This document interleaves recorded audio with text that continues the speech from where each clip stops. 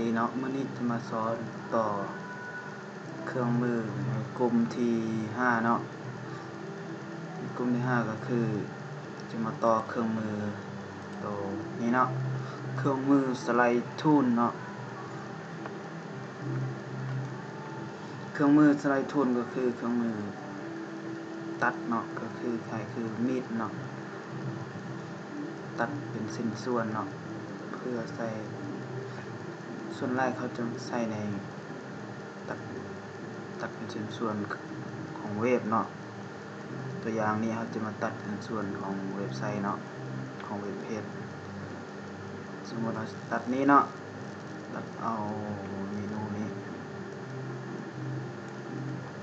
จากนั้นก็ตัดนี้ไปอันนี้เนาะตัดไปชิ้นส่วนไปเนาะ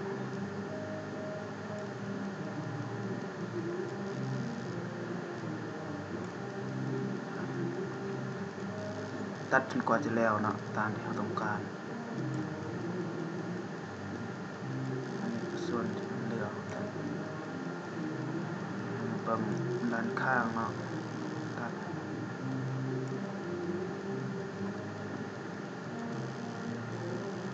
กลาง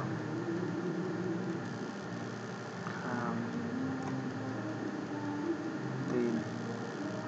เว็บเนาะยังส่วนหัว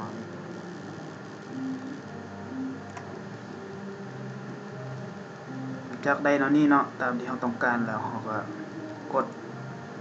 Save for Web เนาะตัดแล้วเนาะเรากด Save for Web แต่อยู่เวอร์ชัน4เนี่ยมันจะอยู่ตัว Export เนาะมาคราวนี้ Save for Web ก็รอทานเนาะอันนี้เราก็เลือกเป็น PNG แล้วก็ Save เนาะสร้างเดิมใหม่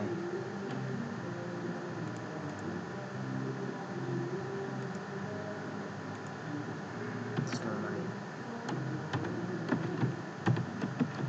เดิมใหม่เนาะ Save โอเค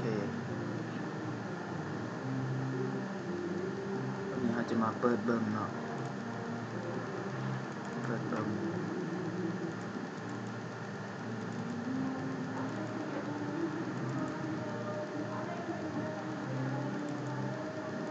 ที่อยู่นี่เนาะเห็นบ่